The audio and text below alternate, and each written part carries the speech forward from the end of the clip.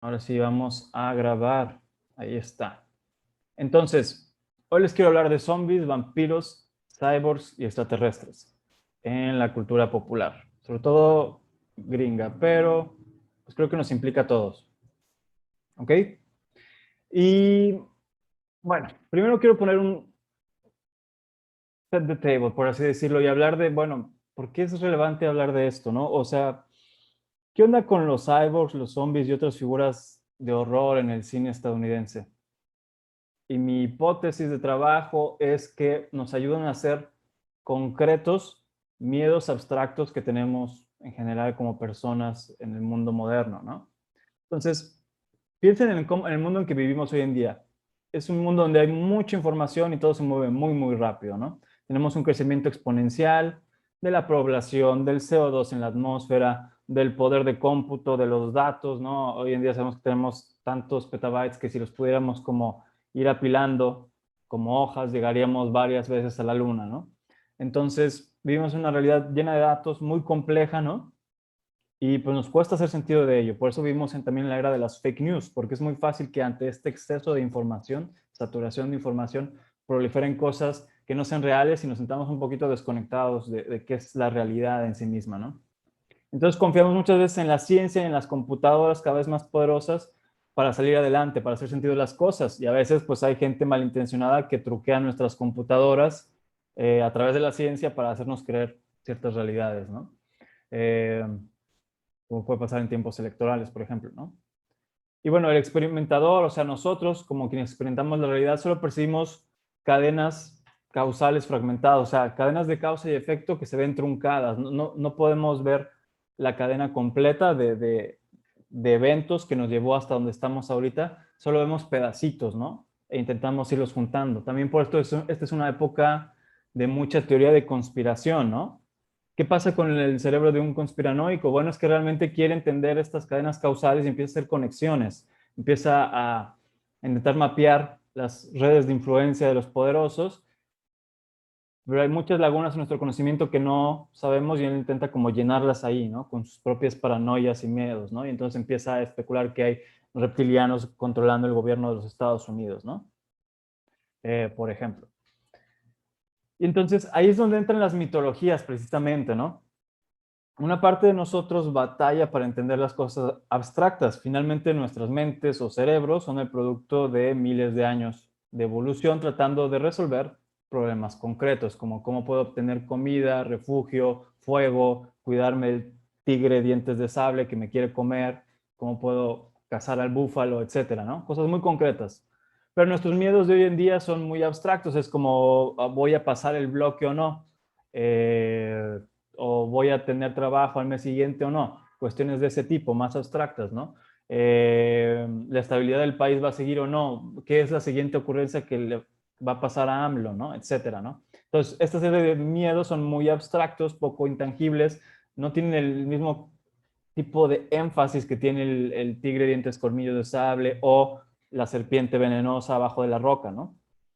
Entonces los mitos convierten conceptos abstractos en historias concretas, un poco de lo que hablábamos el día de ayer con la serpiente, porque la serpiente simboliza la idea de la traición, de la pérdida de la inocencia y demás. Bueno, pues por ese miedo intrínseco que ya tenemos con todo lo que se arrastre y repte, ¿no?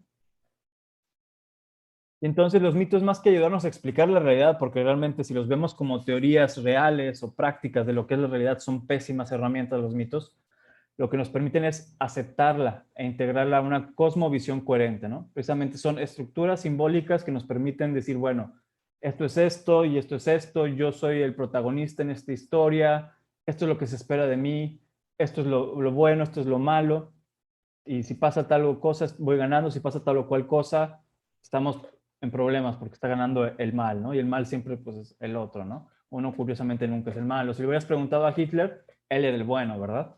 Eh, y pues sí, así suelen ser los sesgos cognitivos, ¿no? Que tenemos.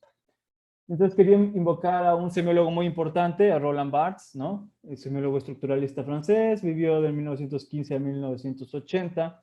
Entonces es el primero de hablar de mitologías y el estudio semiótico de las mitologías, no entendidas como las religiones de los antiguos o las religiones de otras personas, sino incluso en nuestro mundo secular vivimos rodeados de mitos, ¿no?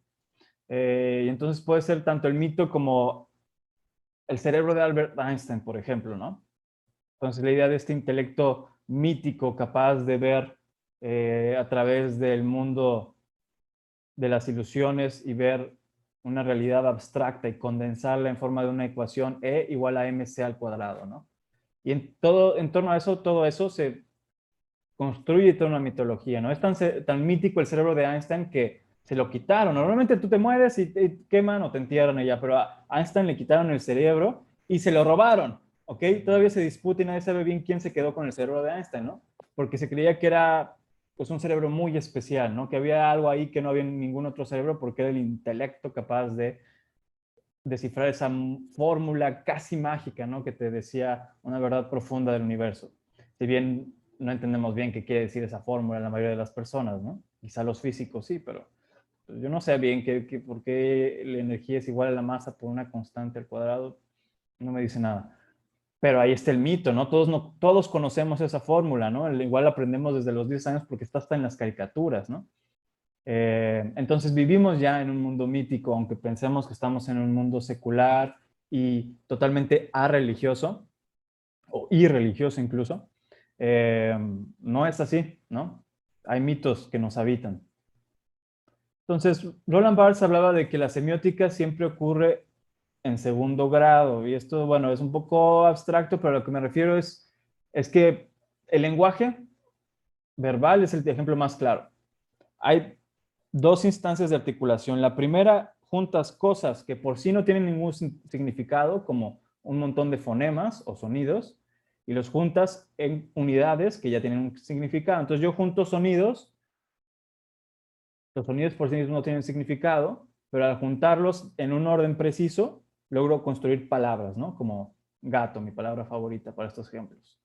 Ok, muy bien, esa es la primera articulación, el primer grado. Ahora viene el segundo grado, ¿no? Que es juntar estos elementos que ya tienen un significado en una unidad mayor, es decir, en una oración o en una frase. Esa es la segunda articulación, ¿no? Entonces los mitos siempre están doblemente articulados, ya sea que los estés escuchando en el lenguaje, pero también el mito, y eso enfatiza mucho Barthes, a veces es solo una foto, y una foto ya tiene una dimensión mística, ¿no? O es una ecuación nada más, ¿no? Pero ya la misma ecuación es lo que quiere decir en un nivel de que, pues sí, energía igual a masa por constante al cuadrado. Ese es el primer nivel. El segundo nivel es, wow, aquí en esta pequeña ecuación están los secretos del universo, por lo tanto, el cerebro humano es capaz de conocer más allá de bla, bla, bla, bla, bla, ¿no? Entonces se empieza a volar, ¿no? Empieza a construir un segundo nivel con base en el primer nivel, ¿no? Entonces, la primera articulación es un poco arbitraria. ¿Por qué gato designa a cierto mamífero, tipo de mamífero específico? Pues quién sabe, la verdad nadie te puede contestar bien a bien esa pregunta, ¿no? Es arbitraria. Pero el segundo grado, ese no es arbitrario, refleja cosas de la realidad, o más bien de la realidad social de la cultura que construyó ese mito. Entonces, ese segundo nivel de articulación, ese segundo grado, está conformado por estructuras de poder, instituciones, convenciones, valores étnicos, nacionales, etcétera, ¿no? Entonces, Roland Barthes nos planteaba esta imagen, este esquema para hacer sentido, ¿no? Entonces, digamos que está el nivel de la lengua o del código con el cual te estás expresando, que partimos de que tiene dos niveles, ¿no? Por así decirlo. En el primero tenemos significante y significado, ya lo habíamos visto la clase pasada, ¿no? El significante, la parte aparente, la palabra puede ser, y el significado a qué nos remite, los juntas, significante y significado, y obtienes el signo, tal cual, ¿no? Ahora este signo, y esto es donde empieza a entrar el mito, este signo puede convertirse en un significante, es decir, en otra cosa aparente que tiene otro nuevo significado, que ya no es denotativo, sino connotativo, y se unen en un segundo nivel de signo, que les digo, no es arbitrario. Y este es el signo al nivel mítico, ¿no? Entonces, siempre estamos operando en estos dos niveles, ¿no? Y como críticos de la cultura, slash semiólogos, queremos ver qué hay en este último nivel del mito, ¿no? En esta segunda articulación. Esa es misión, por así decirlo, cuando estamos analizando algo. Y también, por último, Barthes nos recuerda que le mythe, c'est una parole, que el mito es habla. ¿Qué quiere decir eso?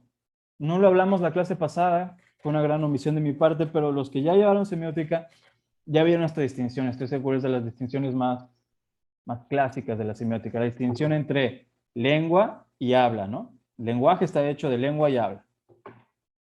La lengua es el sistema de códigos, el que me dice, esta palabra viene a este significado y esta palabra a este significado. Puedes imaginártelo como un diccionario, ¿no? O si eres un programador, como una hash table, ¿no? Que te dice, este nombre de esta variable va a este dato o a esta función, y así los mapeas, ¿no? Esa es la lengua, ¿no? Esa es solo una parte del lenguaje. La otra parte es lo que la gente hace con eso, es decir, la gente habla, se comunica, expresa cosas, ¿no? Y a través de esas cosas logra hacer cosas de su vida, ¿no? La gente dice, me comprometo, te lo prometo, el día siguiente, cuando tú me necesites voy a estar ahí, ¿no? O la gente dice frente a un altar, sí acepto, estar contigo hasta el final de mis días. Entonces, al hablar, no solo está utilizando estos códigos, sino que está logrando cosas en el mundo social y físico en el que vive, ¿no? Se compromete a cosas, hace planes para el futuro, ¿no? Reinterpreta la historia. Entonces, esta es la parte del habla. Entonces, el mito no es nada más un sistema, no es una lengua, un sistema de correspondencias de cosas, ¿no? De signos a significantes, más bien, o de significados, perdón, de significantes a significados. No es eso, realmente el mito es un habla. Estás logrando cosas a la hora de decir tu mito. Estás moldeando el mundo de cierta manera. Entonces, al ser un habla, las mitologías enactúan las estructuras de poder simbólico. Un poco lo que decíamos ayer cuando hablamos de Santo Claus otra vez, ¿no? Entonces, a través del mito de Santa Claus, enactuamos todo un ritual, toda una tradición que implica desde ir secretamente a comprar los regalos, hacer que los niños escriban la cartita y se la manden a Santa Claus, la noche antes envolver los regalos, sin que los niños se den cuenta, sacar los regalos, envolverlos, ponerlos debajo del árbol. Todo eso está involucrado, ¿no? En este acto, ¿no? Simbólico, mítico de Santa Claus, ¿no? Estás enactuando ese mito, ¿no? Y su forma está determinada por unos factores sociales y un inconsciente colectivo. ¿Por qué Santa Claus es como es? ¿No? ¿Por qué es viejo? ¿Por qué es hombre? ¿Por qué es gordo? ¿Por qué tiene barba? ¿No? Y ahí podemos hacer todo un análisis, así como el hombre Jonathan Payot de la clase pasada nos explicó cómo se fue gestando nuestra imagen contemporánea del diablo, que no es la misma que tenían los primeros cristianos ni los judíos, sino que se fue construyendo a través de imágenes muy icónicas de artistas y escritores en ciertas épocas. Así también se fue constituyendo la imagen de Santa Claus, ¿no? Y esto no es arbitrario, sino que nos vamos como creando este mito a raíz de cosas que queremos hacer presentes, ¿no? Así como le fuimos dando a Satanás, fuera de que es el mal encarnado, le fuimos dando cierta personalidad, ciertas características, hasta cierto appeal, ¿no? De este rebelde, ¿no? Que te dice, ah, pues igual sí tenían razón en rebelarse un poco a Dios, Dios estaba un poco pasándose de la raya, siendo muy dictatorial, muy tiránico, ¿no? Y finalmente Lucifer solo quería expresarse a sí mismo, mismo, o lo que sean los ángeles, ¿no? Y bueno, entonces le empieza a dar otras características que no estaban en el mito original, se fueron construyendo. De la misma manera pasa con Santa Claus, de la misma manera vamos a ver que se va construyendo con los aliens, con los zombies, etcétera, ¿no? Entonces las mitologías expresan ese contenido que puede parecer irracional, pero conecta con el resto de discursos sociales que ya traemos en el fondo, ¿no? Y que nos gustaría poder expresar y que a veces sería muy fuerte y muy políticamente incorrecto expresarlo tal cual. Pero si le damos una capita mítica, se vuelve tolerable, se vuelve incluso entretenido y divertido hablar de estas cosas, ¿no? Y por último, quisiera también enfatizar que hay que pensar con el cuerpo, ¿no? No somos cerebritos sin un cuerpo en un mundo etéreo de puras ideas. Vivimos en el mundo real, material. Los cuerpos que habitamos moldean los significados que encontramos en el mundo, ¿no? Entonces, el miedo es una emoción muy primitiva que nos permite salvar a nuestro cuerpo de situaciones peligrosas, ¿no? Entonces, proviene de procesos neurológicos, más en concreto estructuras basales o muy profundas en el cerebro, que tenemos heredados básicamente todos los vertebrados, ¿no? Tenemos una región que se llama la amígdala y es la responsable de esta respuesta inconsciente del miedo, ¿no? Entonces, procesar el miedo no supone un pensamiento abstracto, ¿no? O sea, la neocorteza, la parte más, digamos, racional, moderna, evolucionada de nuestro cerebro, no responde al miedo, responde a la información, a la lógica, el razonamiento, ¿no? Pero el miedo, por lo tanto, es irracional, está en esta otra parte más profunda del cerebro, más primitiva, ¿no? Y tienen que conectar las dos. El mito nos permite conectar esas dos, ¿no? Hace una suerte de puente simbólico para conectar. Entonces, las respuestas instintivas al miedo nos preparan para tratar con amenazas concretas y actuales, cosas que nos amenazan como seres con un cuerpo, como decía el tigre de dientes de sable, la serpiente, las alturas, ¿no? Cosas que luego identificamos que pueden ser peligrosas si no mantenemos una adecuada distancia con ellas, ¿no? Pero en nuestro entorno, pues está cabrón, digo, es difícil, ¿no? O sea, igual te da miedo la reacción que puede tener tu profe, lo que va a opinar cuando le entregues el trabajo final, pero no puedes por lo mismo nunca conectarte a Zoom y nunca presentarte a clase, tienes que enfrentar esas cosas, ¿no? Entonces, en vez de tener un miedo tal cual, lo que empezamos a sentir es ansiedad, que es como que un miedo con el fuego en la mínima potencia, en la parte de atrás de la estufa, ¿no? Que está bulliendo así muy quedito, ¿no? Pero que si nos descuidamos puede bullir y desbordar y entonces tenemos un ataque de ansiedad, ¿no? Eh, entonces, este es más o menos en el mundo en el que vivimos, donde tenemos este legado biológico y estas estructuras simbólicas, y los mitos nos van a permitir conectar una con la otra, pese a que pueden parecer muy distintos. Y para hacer eso, me gustaría utilizar una teoría de la que ya hablamos en mi clase de semiótica. Se las voy a presentar porque yo sé que la mayoría no están en mi clase de semiótica, que llamamos blending o integración conceptual. ¿Ok? Entonces, los factores de estrés ambientales son bastante abstractos. Creo que ya hablé suficiente de eso. La pregunta es cómo hacemos concretos estos miedos abstractos. Y la respuesta corta podría ser a través de una integración conceptual. También le decimos blending conceptual. Y esta es una teoría cognitiva que Fauconnier y Turner, unos científicos cognitivos, propusieron como una suerte de fenómeno espontáneo que hace tu cerebro, mente todo el tiempo, pero también lo podemos utilizar en reversa para analizar qué está pasando en estos mitos, ¿no? Entonces, al mezclar conceptos de dos o más lugares o dominios o de experiencia diferentes, estos se integran en función de las semejanzas y diferencias entre sus estructuras simbólicas, ¿no? En pequeñas parcelas que constituyen una red cada vez más amplia de referencias cruzadas que dan lugar a un significado más amplio. Ahorita les voy a explicar a qué me refiero. Este es el modelo que vamos a utilizar más o menos. ¿Ok? Entonces, un blending tiene dos espacios de entrada o dos espacios de input, es decir, dos dominios conceptuales o estructuras simbólicas distintas. Un espacio genérico, que es lo que tienen en común estas dos estructuras simbólicas, y un espacio del blend, que es lo nuevo, lo que no estaba antes, pero se genera al fusionar estas dos estructuras simbólicas. ¿Ok? Y para hacer esto, Fauconnier y Turner dicen que tenemos tres operaciones. Una es composición, es juntar cosas que antes estaban separadas. La complementación, es decir, que la estructura combinada se complementa con conocimientos conceptuales previos que no necesariamente estaban en ninguna de las dos estructuras, sino que más bien son un conocimiento genérico más amplio. Y la elaboración, que es decir, una simulación mental. Ya hicimos el blend y ahora nuestra mente, a través de la imaginación, va a buscar las consecuencias de qué pasa al haber juntado esas dos cosas a través de la lógica interna del blend. Entonces, tengo un ejemplo, me voy a regresar tantito, es la frase, el clásico ejemplo que ponemos es, mi cirujano es un carnicero. Esto es un blend porque tenemos por un lado cirujano y carnicero.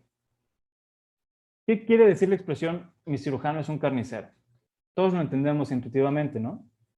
Aunque nunca habíamos escuchado la frase. Pero bueno, ¿qué creen que quiere decir? Pueden abrir su micrófono o ponerlo en el chat. Corta carne. O sea, sí. Abre la piel. Te habla la piel. Pero bueno, cuando digo, mi cirujano es un carnicero, ¿lo estoy elogiando? ¿Estoy diciendo simplemente algo que hace él? ¿O es una crítica hacia su persona y su trabajo? Es una crítica, ¿no? ¿Por qué será? Vámonos por partes. Primero, entonces tenemos cirugía, más bien el cirujano, y del otro lado el carnicero. ¿Qué tienen en común? Estos dos, ya lo había mencionado Edith, pero en caso de que no captaron, díganme. ¿Qué tienen en común cirujano y carnicero? Que ambos cortan carne. Armas contra carne. ¿Y qué tienen diferente? Pues todo lo demás, ¿no? Entonces, ¿qué tienen diferente? Uno corta a un ser humano vivo y otro corta a un animal ya muerto, ¿no? Uno lo corta para curarlo y el otro corta para comértelo, ¿no? Entonces, ¿también en qué son diferentes? Pues el tipo de herramienta que usan. Uno es un bisturí súper filoso, pero súper chiquito y preciso, y el otro es un cuchillo de carnicero, ¿no? Uno corta en un quirófano hiper limpio y el otro corta en una carnicería que quiero creer que debe estar limpia, pero ni remotamente tan limpia como un quirófano, ¿verdad? Uno hace cortes muy precisos y el otro hace cortes más gruesos, ¿no? Entonces veamos a través de estas diferencias qué quiere decir entonces que mi cirujano es un carnicero. ¿Qué quiere decir? ¿Cómo fueron los cortes que me hizo el cirujano? ¿Fueron precisos y limpios?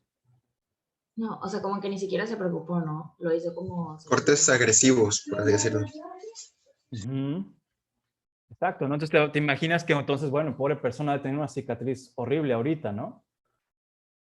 O quizá te imaginas que el cirujano fue descuidado y dejó una gasa o algo ahí dentro que se infectó después, ¿no? Por ejemplo. Entonces, esas son las cosas que empiezan a salir del blend, ¿no? De esta simulación donde, bueno, tú empiezas a juntar las dos cosas a través de lo que tienen en común y te empiezas a imaginar, bueno, ¿qué querrá decir mi cirujano? Es un carnicero. Ah, bueno, pues que es un mal cirujano, que corta muy tosco, que no es limpio, que no es concienzudo, etcétera, etcétera, ¿no? Entonces, más o menos eso es un blend, ¿no? ¿Queda claro? Entonces tú juntas una estructura simbólica de un lado, el cirujano con todo lo que eso implica y el carnicero con todas esas redes de asociaciones que implican, ves que tienen en común y a través de las diferencias ves qué pasa de este blend, de esta fusión, ¿no? ¿Dudas hasta aquí? ¿No? Cool. Bueno, ahora sí podemos entrarle a lo bueno. Entonces, vamos a empezar con un blending, ¿no? La licuadora. Bueno, no se referían a ese blending Fauconnier y Turner, pero yo siempre me imagino como una licuadora, como un blend de ese tipo. Entonces, comencemos con los zombies. ¿Ok? Entonces, estoy omitiendo el espacio genérico y me estoy concentrando nada más en los inputs y en el blend tal cual, ¿no? Entonces, yo lo veo así. Ustedes también me pueden decir qué opinan, ¿no? Ya sea en el chat o después. Entonces, por un lado estamos combinando la vida y un cadáver, ¿no? Entonces ponemos un cadáver que está vivo. Eso es un zombie, ¿no? Un cadáver vivo. El muerto viviente también le podremos decir, ¿no? Y ese es el blend que estamos trabajando. Y bueno, ahora vamos a ver un poquito de cómo se ha ido construyendo ese blend, ¿no? O sea, cómo salió en la historia, ¿no? Entonces, recordemos que primero los zombies en un principio no venían de virus, ¿no? ¿Alguien sabe cómo eran los zombies originales? ¿De dónde venían? De como brujería, ¿no? De la brujería, del vudú haitiano, ¿no? Entonces, había zombies reales, ¿no? Entonces, la idea es que con cierto veneno de un pez globo o una cosa así, con esa neurotoxina se la das a una persona y queda en un estado catatónico.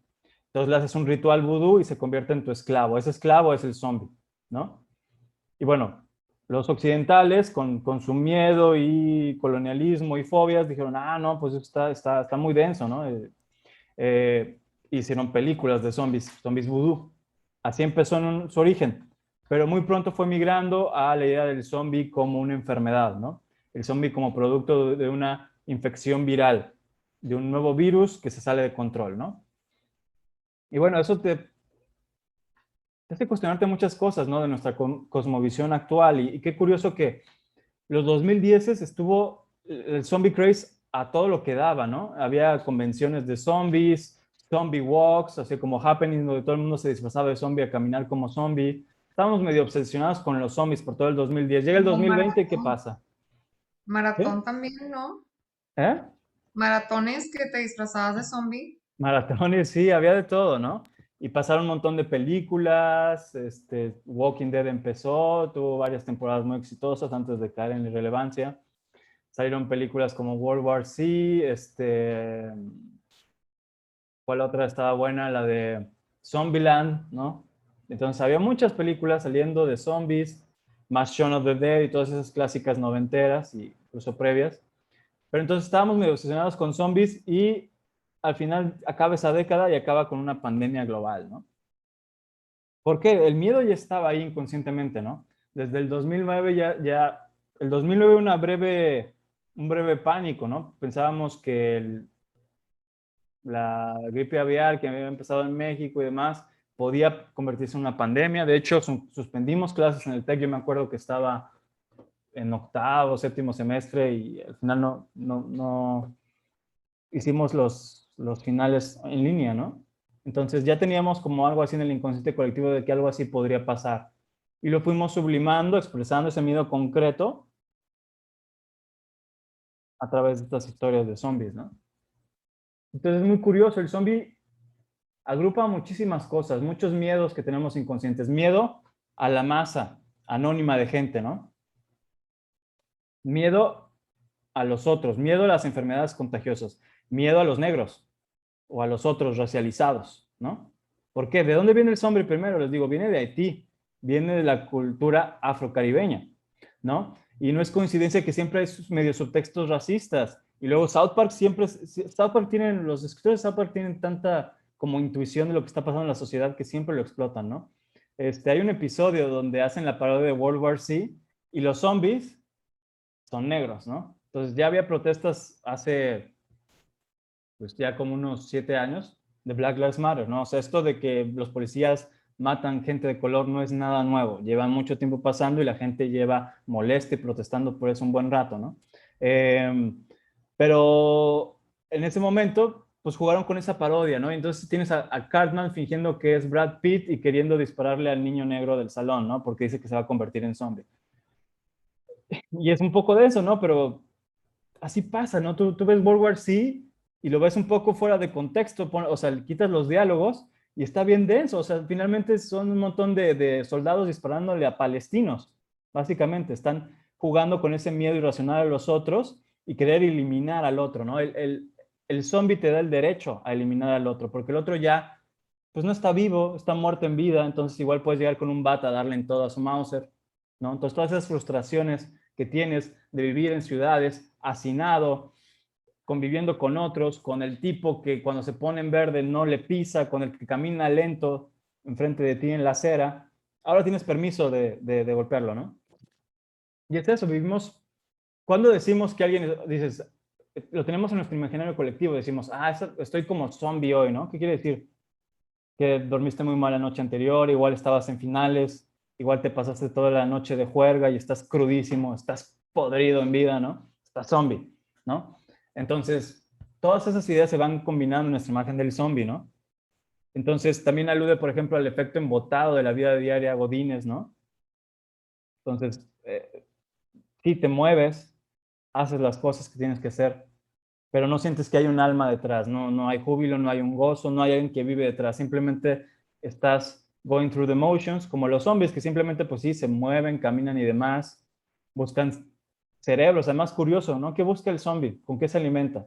Ya en las formas modernas, de cerebros, ¿no? ¿Por qué? ¿Por qué creen que será eso?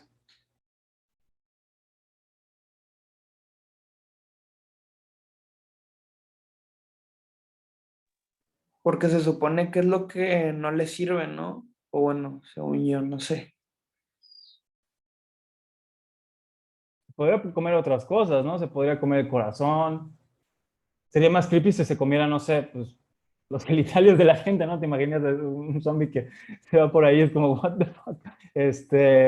Sería más perturbador, la verdad. Pero se va por el cerebro.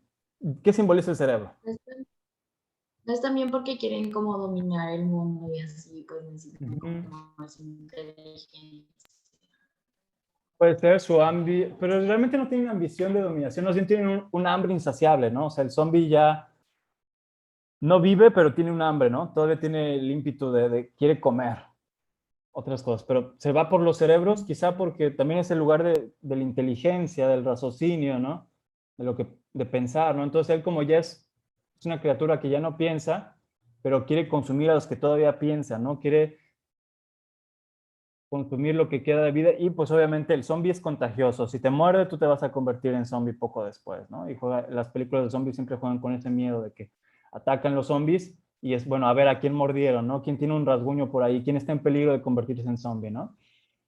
Entonces, es otra vez nuestro miedo a las enfermedades contagiosas, también un miedo a la ruptura del tejido social, que a veces es un miedo y una aliviana en cierto sentido. Es como, ¿qué pasa si tenemos una situación? Y el zombie siempre es como, es un apocalipsis zombie, es como la sociedad cayó, ¿no? Las estructuras de gobierno y demás han colapsado, pero entonces eso nos da permiso, es anarquía, ¿no? Y la anarquía nos da permiso a sacar nuestros instintos más violentos, ¿no? Eh, y bueno, les digo, siempre hay un subtexto ahí racista, sobre todo en el zombie estadounidense, ¿no? Eh, Oye, ¿Vieron Walking? profe, ¿Sí? pero o sea, en películas más modernas o series o eso, los zombies ya no van solamente por el cerebro, ¿no? Sino que ya literalmente atacan y destruyen a la persona. Ujú. Sí, sí, quizás se quedó en un cliché de los 90, ¿no? Y los 80, el cerebro.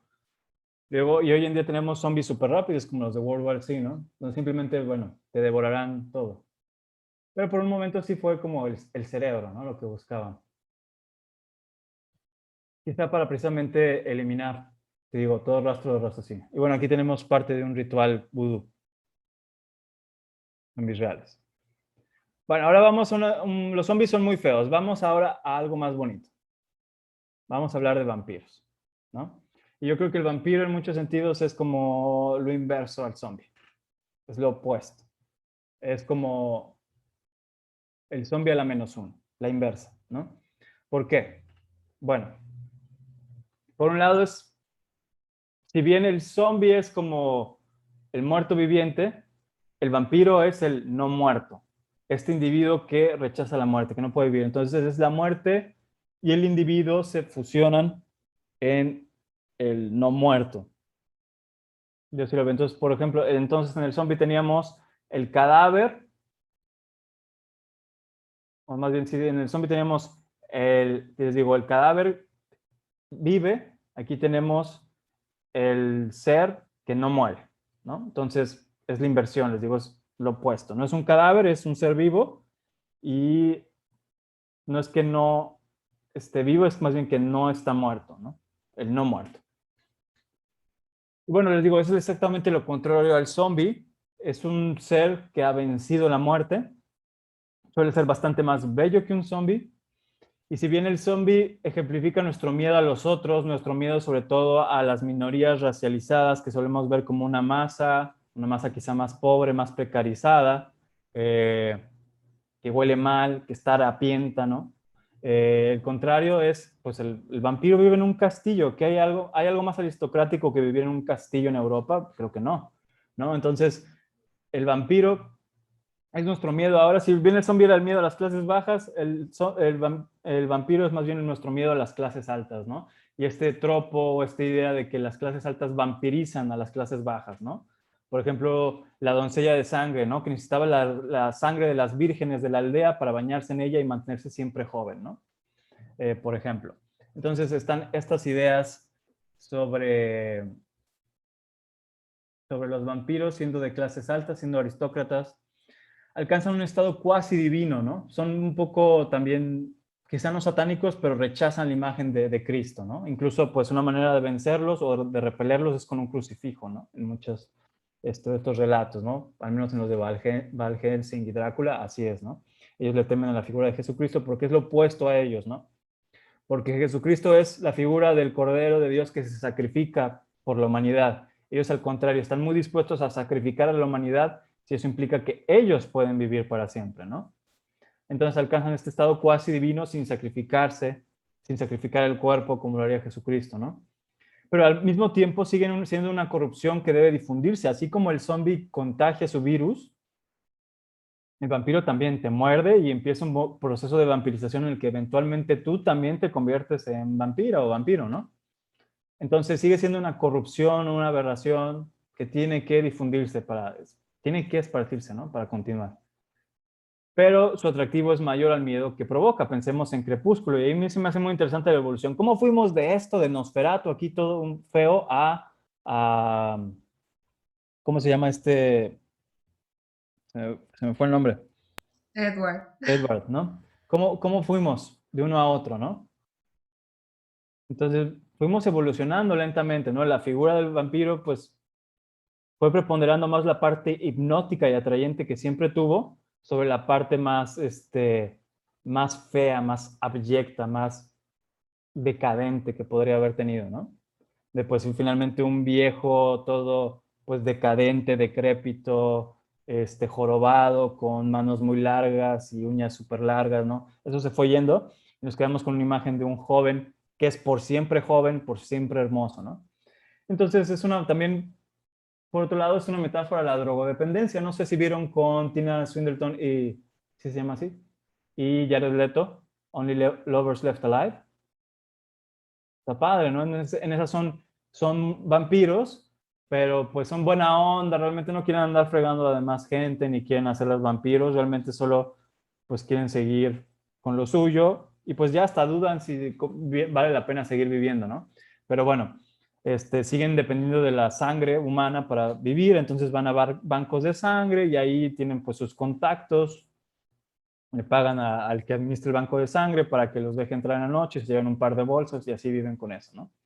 Entonces, se parece mucho a la idea, pues de una dependencia en particular a la heroína, ¿no?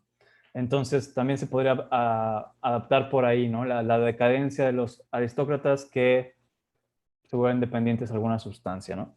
Pero entonces es interesante, ¿no? Que el vampiro, pues, siempre evolucionó a ser una figura más bella, mientras que el zombie fue evolucionando a ser una figura más bien de contagio, ¿no? Y de enfermedad. Siendo que originalmente el zombie no tenía que ver con la enfermedad, tenía que ver con magia negra, ¿no? Y siendo que pues, el vampiro originalmente pues sí era una criatura de la oscuridad, que era un poco tenebrosa y se fue haciendo cada vez más hermosa, ¿no? Díganme si no. Esta es de entrevista con el vampiro, ¿no?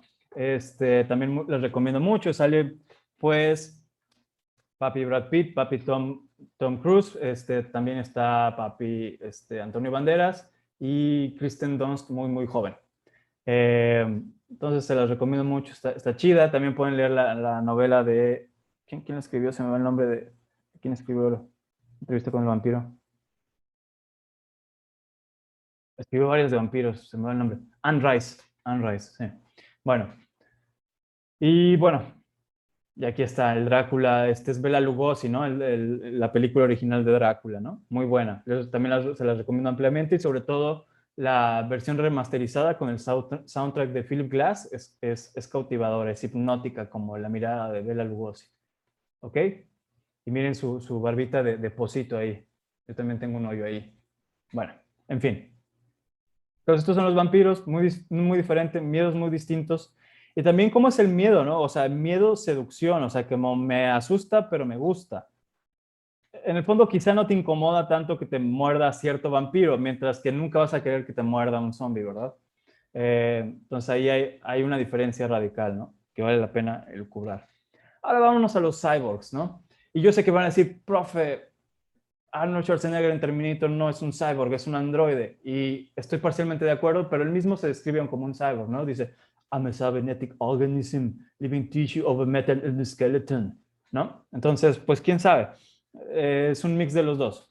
Y bueno, es muy obvio que es el cyborg, es un blend de el humano y la máquina, ¿no? Se fusionan en una sola cosa, ¿no?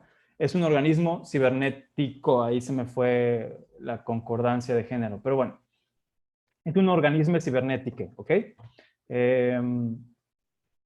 Hay de muchos tipos, ¿no? Aquí tenemos, y se ha puesto de moda recientemente, ¿no? Y yo creo que tiene mucho sentido. Está por ahí el Elon Musk diciendo que va a poner implantes en nuestras cabezas para hacer una interfase con nuestras computadoras. Dice que ya se los pudo poner a un cerdo, que por qué no te animas tú, ándale. Entonces, pues es la realidad en la que estamos viviendo ahorita, ¿no? Y pues no es coincidencia que salieran videojuegos como el de Cyberpunk, donde agarré esta imagen de Keanu Reeves interpretando un personaje. No he jugado Cyberpunk, luego me pueden decir si está bueno o no. También, por ejemplo, no es estrictamente un cyborg, pero en Matrix también, haciendo la conexión Keanu Reeves, pues ahí todos los humanos que vivieron en la Matrix tienen el plug, ¿no? Un enchufe directo para conectarse a su computadora, así como lo que quiere hacer Elon Musk, todos tienen uno directo y crecen en una suerte de vaina cibernética donde viven en un universo virtual en sus sueños, ¿no? También está, por ejemplo, Ghost in the Shell. No sé si vieron la original. O la versión con Scarlett Johansson. Están interesantes. Yo prefiero la original. Tiene un mensaje un poco muy distinto al de la versión estadounidense, pero bueno, están. Entonces, yo identifico ahí dos tipos muy distintos, ¿no? Uno es la máquina implacable, más tipo Arnold Schwarzenegger. Y por otro lado tenemos la versión que es más como el híbrido existencial, que duda de quién es, ¿no? Y ese es un poco más como Major Motoko en Ghost in the Shell, ¿no? O incluso el mismo Robocop, ¿no? Esa está buena también,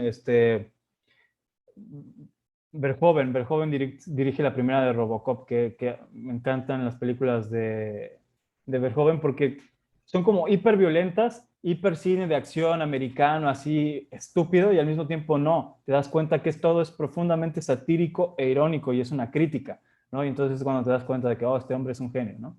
Entonces les recomiendo de Verhoeven, está muy chida precisamente Robocop. También creo que él dirigió Starship Troopers. O fue John Carpenter, ¿no? Creo que sí es Verhoeven, ¿no?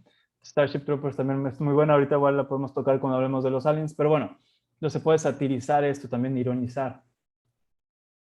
Y bueno, los cyborgs son muy hegelianos. Yo sé que igual no han escuchado hablar mucho de Hegel, pero Hegel era como el gran filósofo de los 1800. Bueno, nació en 1700, por los 1700, pero es la culminación de todo el idealismo alemán. Y él llega a la conclusión, después de, no sé, haber atravesado, pues, a Kant y demás, de que, bueno, realmente la historia de la humanidad es una historia del espíritu, ¿no? Del espíritu de la humanidad. Y una lucha de partes en el que se contradicen mutuamente, ¿no? Y a través de esta contradicción llegan a un mayor y más elevado grado de conciencia progresiva, ¿no? Entonces, esta es la dialéctica del amo versus el esclavo, ¿no? Entonces, piensen en las primeras interfaces, a ustedes no les tocó, pero quizá saben un poquito de manejar una compu a través de la terminal, ¿o no? Del MS2. Entonces, donde tú das una serie de comandos, órdenes, a la máquina y la máquina obedece. Sí, mi amo, y lo hace, ¿no?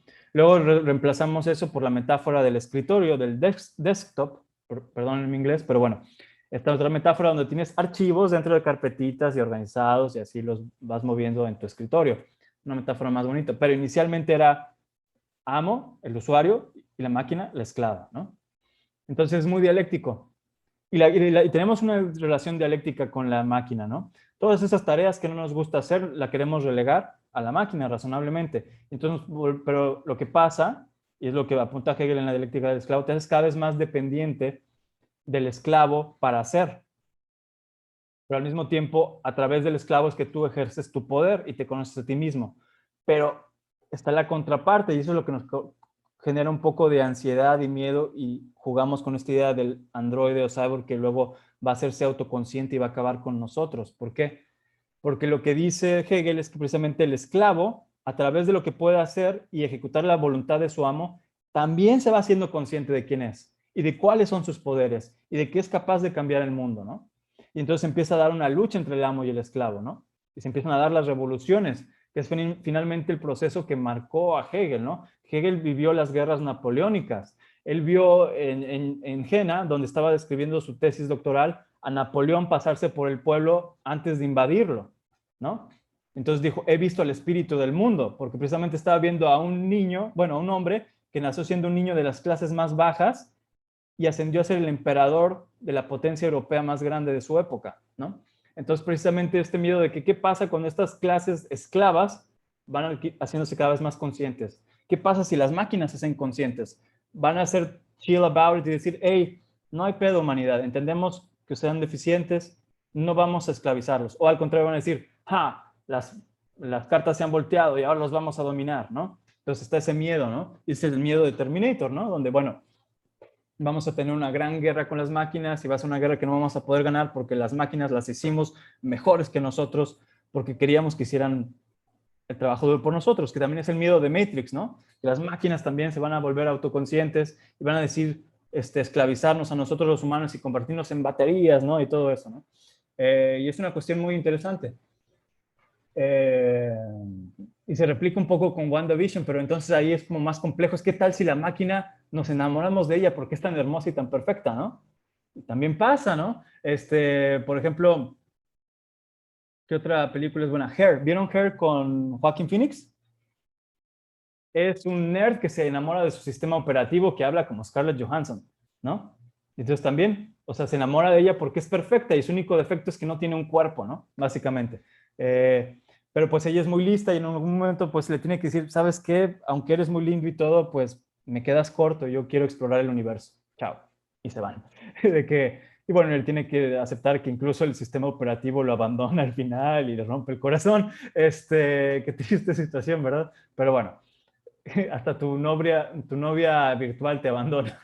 Pero bueno, esa es otra historia. Pero entonces estas relaciones complejas que tenemos con nuestra tecnología se ven proyectadas en esta imagen del cyborg, ¿no? También el cyborg es unisex, ¿no? El cyborg no le importa el género. La información en la red se reproduce indefinidamente sin ningún tipo de género. O sea, tú nomás le das copy-paste, copy-paste. Nadie tiene que tener sexo dentro de tu compu para reproducir archivos, ¿no? Entonces, es un mundo post-genérico, ¿no? El del cyborg, ¿no? Es un mundo donde no importa si físicamente eres más fuerte porque la máquina siempre va a poder más que tú, ¿no? Es un mundo donde no importa si la naturaleza no te dio un falo porque tú puedes comprarte un dildo, ¿no? Es un mundo donde las cuestiones ya naturales no cuentan porque la tecnología supera todas las limitantes naturales que puedes llegar a tener, ¿no? Entonces eso también genera mucha ansiedad, ¿no? El ser humano se ha convertido en su propia herramienta, también es el otro uso, el miedo, ¿no? De que qué tal si nosotros nos convertimos en la batería, ¿no?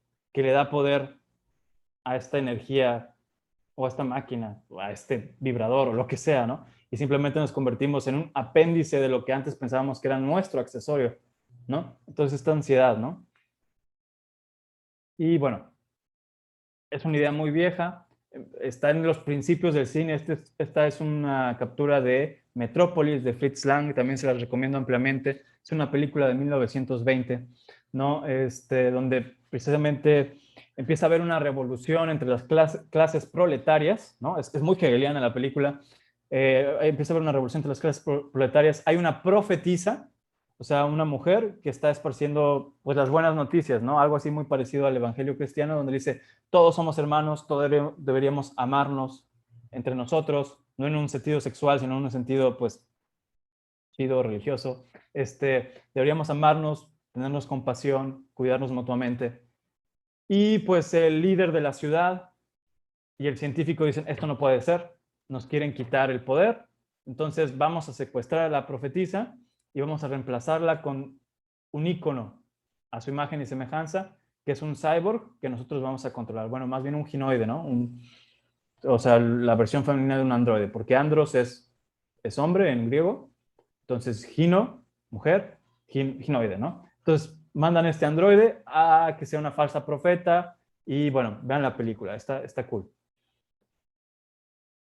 Y bueno, hemos llegado al alien finalmente, ¿no? Después de todo este rollo. ¿Qué simboliza el alien?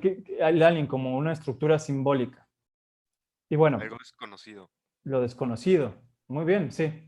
Y en particular quiero hablar del xenomorfo. Voy a empezar un poquito con el xenomorfo. En términos de iconicidad, ¿a qué se parece este alien en particular? ¿Qué se asemeja?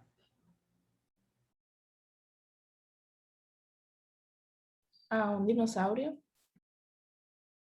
¿Un dinosaurio? Bueno, quizá con la imaginación. ¿A qué más se puede parecer? Parece una anguila, ¿no? En la Una cabeza. anguila, se parece más a una anguila, quizás sí, ¿no? O una morena. Quizá un alacrán un poco. Luego como que es muy, como una calaca también, ¿no? O sea, tiene los huesos súper saltados, ¿no? ¿Y a qué más, díganme, se parece? A Su un cabeza, reptil.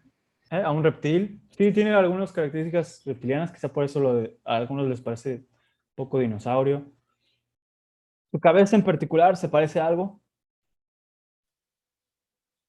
Una cucaracha. Al abdomen de una cucaracha puede ser Un gusano. un gusano o Big Black Hawk. Es un falo, ¿ok?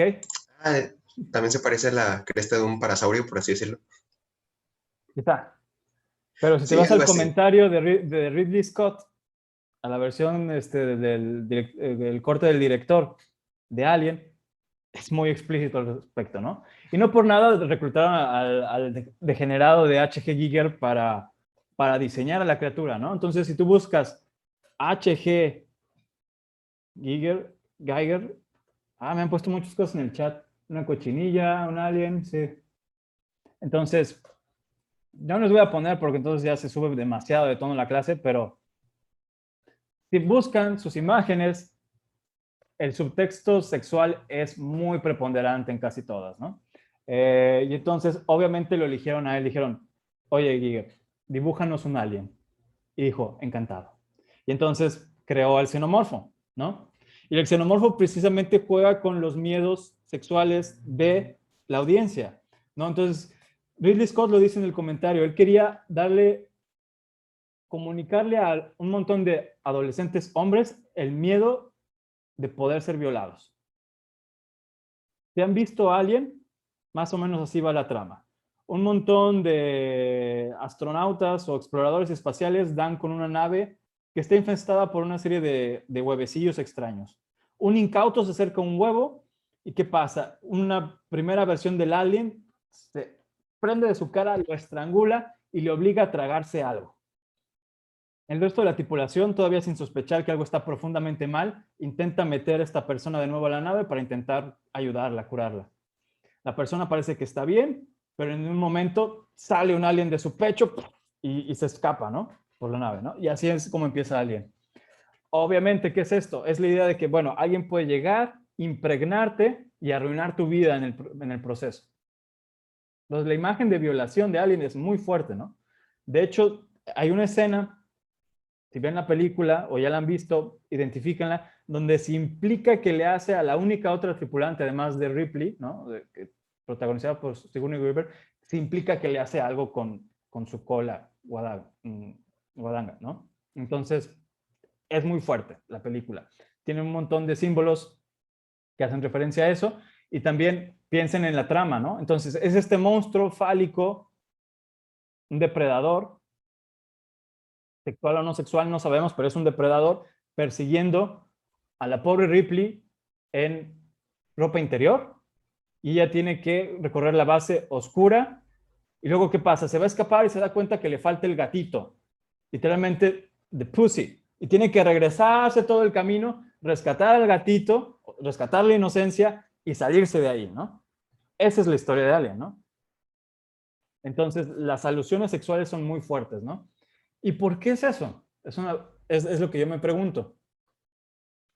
Y finalmente yo creo que es el alien, como bien mencionan, es lo otro, lo ajeno, lo extraño, ¿no?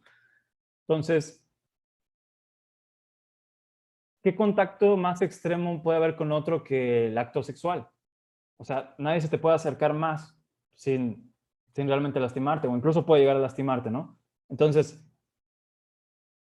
es unión de otros y de la que puede salir a un otro, o sea, un hija, hijo, hije, eso tiene que ver con la sexualidad y por eso lo proyectamos mucho al alien, ¿no? O sea, ¿qué tal si el otro es realmente muy otro y no queremos que nos acerque y él insiste en acercarse, ¿no? Entonces juegan mucho con ese miedo primario, ¿no?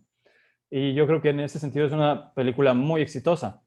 Y también es bastante más fuerte de lo que parecía en un inicio. O sea, sí da miedo al principio, pero luego que ya lo piensas como una suerte de violador intergaláctico, se vuelve todavía más tenebroso todo ese asunto, ¿no? Y bueno, entonces yo creo que es un blend de uno mismo y la otredad, ¿no? Entonces el alienígena es el otro dentro de uno. Puede ser en el sentido literal de que ahora el alienígena está dentro de ti, ¿no? Está creciendo porque estás infestado por el alienígena, o puede darse de muchas otras maneras, ¿no? Por ejemplo, les mencionaba, por ejemplo, Alien es meriología masculina. ¿Qué sucede cuando la otra cabeza toma el control?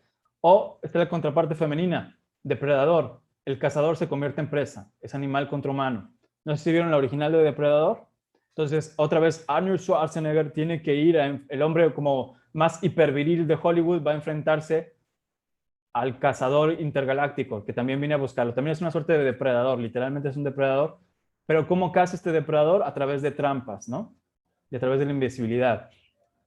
Finalmente viene el big reveal cuando logra quitar la máscara y revela su mandíbula, ¿no? Siempre tiene algo con las mandíbulas, tanto Alien con la mandíbula retráctil también muy pues, fálica versus la mandíbula de Depredador, que con algo de imaginación parece una vagina dentata, ¿no?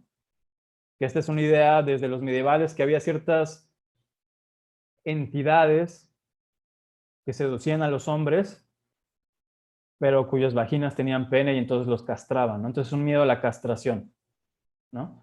Y de hecho hay lugares en África donde esto es una realidad. Una mujer cansada de la situación que se vivía, no me acuerdo en qué país, y súper mal que no me acuerdo y generalice en África como si toda África fuera una sola situación, pero bueno, inventó una suerte de trampa que precisamente las personas, las mujeres pueden introducir, o mujeres con vagina pueden introducir, y entonces si llega a haber el caso de que alguien intenta violarlas, pues es una trampa que efectivamente termina castrándolos, ¿no?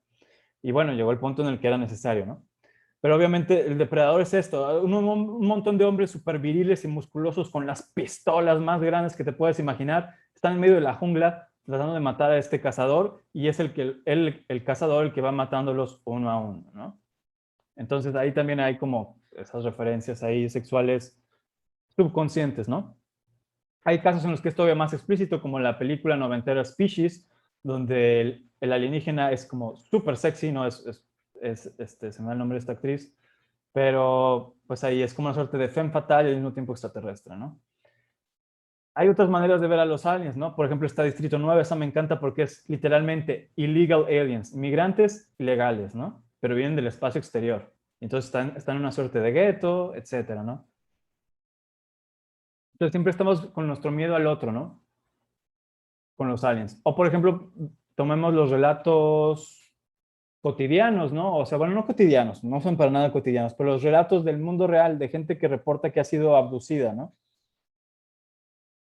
Y curiosamente siempre hay una cosa levemente sexual, es hasta un cliché, ¿no? Que sale en series de comedia, como puede ser South Park, ¿no? El famoso anal probing, ¿no? De que hacen experimentos sexuales contigo y lo tienes un hijo extraterrestre, híbrido extraterrestre, cosas por el estilo así raras.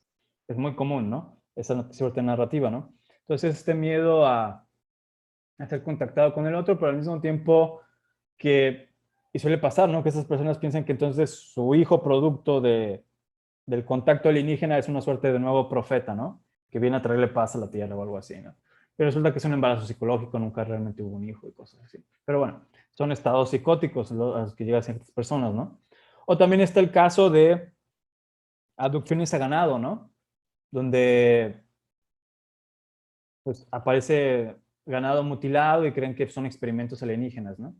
Entonces, quizá un poco el miedo a qué tal si nosotros, o sea, las cosas horribles que le hacemos a otros animales con el contexto, con el pretexto de que somos superiores, llega un ser tecnológicamente superior, quizá racionalmente superior, y con ese pretexto de que es superior, hace las mismas cosas horribles que nosotros les hacemos a los animales, ¿no?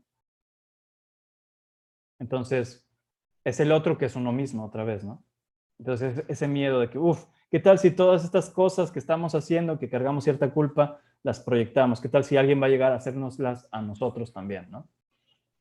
Y entonces, bueno, esa es una manera de interpretar el fenómeno alien. También hay otras versiones más cutes del alien. ¿Qué tal si el alien es solo un niño como E.T., ¿no? Que quiere ir a casa, ¿no? O qué tal si los aliens son buena onda como en Cocoon, ¿no? Y otras proyecciones, pero entonces también estamos proyectando nuestra buena voluntad y nuestra concepción de inocencia hacia el otro, ¿no? Entonces siempre es como este otro que es tan otro que es nosotros mismos, ¿no? O sea, es igual a nosotros. Queremos proyectarnos a nosotros mismos en el otro. También piensen, no sé, vieron por ejemplo Arrival con Amy Adams. Está buena, está en Netflix, creo. Y entonces ahí los aliens parecen una suerte de pulpo, hasta tienen tinta, ¿no? Y con la tinta como que escriben y se comunican con la protagonista y demás.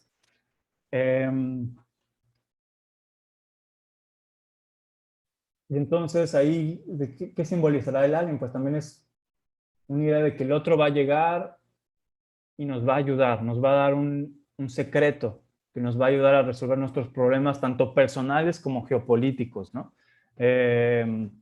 Y entonces, bueno, hay muchas perspectivas ahí que podremos abordar, ¿no? Yo creo que del Alien es de las figuras más fecundas en Hollywood precisamente porque se da para muchos. O sea, ¿qué puede ser el otro? Cualquier cosa, ¿no? Y cualquier cosa que tienes dentro de ti mismo, que te genera algún conflicto, la proyectas en el otro y la puedes asimilar también, ¿no? Y bueno, un último antes de ya terminar. Vamos a hablar de la nave nodriza. Ya que estamos en el tema de los aliens, hablemos de los ovnis, tal cual, ¿no? Y bueno, ¿qué onda con la nave nodriza? Según yo, es un blend entre un vehículo espacial y una estructura parental, ¿no? En inglés es más claro, es mothership, ¿no? En español se pierde un poco el significado, es la nodriza. La nodriza no es lo mismo que una madre, pero bueno, es alguien que amamanta a un bebé en sustitución a la madre porque por alguna razón la madre no puede o no quiere, ¿no? Entonces, la estructura parental se fusiona con la idea del vehículo espacial, ¿no? Y entonces la nave nodriza es un símbolo de que quizá la misma Tierra es una madre nodriza. O bueno, una nave madre nodriza. No sé si se entiende, ¿no? Entonces la idea de que, bueno, estamos en esta roca flotando en torno a una explosión de fisión nuclear en el espacio infinito, ¿no? Entonces esta cosa en la que flotamos es nuestra nave, ¿no? Y nosotros somos tripulantes, ¿no? Entonces quizás es un llamado para una alianza entre los demás seres humanos y quizá una alianza con la misma madre tierra y con el cosmos, ¿no? Entonces es un mensaje muy hippie, según yo. Y aquí cito un poco a Terence McKenna. Terence McKenna era pues un intelectual, podremos resumirlo así, un escritor, un intelectual. Fue de los primeros en promover el uso de psicodélicos, la ayahuasca, los honguitos y todas esas cosas, pero también le interesaban otros temas, no solo las sustancias psicodélicas, también hablaba mucho de los fenómenos ovnis, ¿no? O sea, ¿qué quería significar? No tanto en el hecho de que si realmente nos visitan seres de otra galaxia o de otro sistema solar, o si el gobierno nos oculta información sobre ellos, eso no le interesaba tanto, le interesaba precisamente su mensaje simbólico, ¿no? ¿Qué simbolismo hay detrás del fenómeno ovni? Y entonces decía lo siguiente al respecto, ¿no?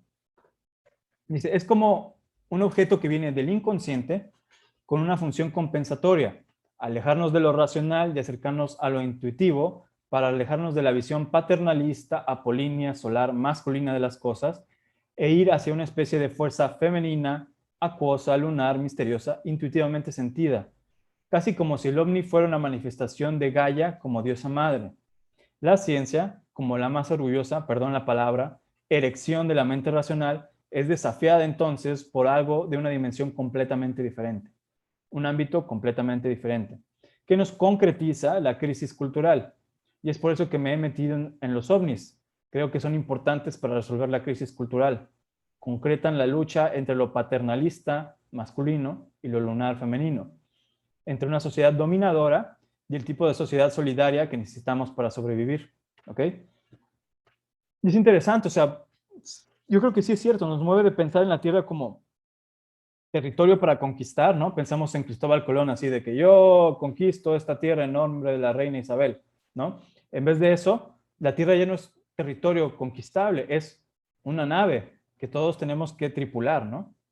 Y entonces cambia un poquito la relación que tenemos con ella, ¿no? Porque ya no es algo para que nosotros nos apropiemos, es algo para que nosotros cuidemos, ¿no? O dirijamos, ¿no? si bien aún sigue estando como en un enfoque demasiado humanista y quizás especista, pero sí, sin duda es una mejor manera de ver la Tierra que simplemente como un bien enajenable, ¿no? Que le podemos llegar y quitar a los otros por la fuerza, ¿no? Y bueno, hasta ahí de la presentación. Entonces, nada más una serie de ejemplos. Tú puedes agarrar estas estructuras simbólicas de cualquier otro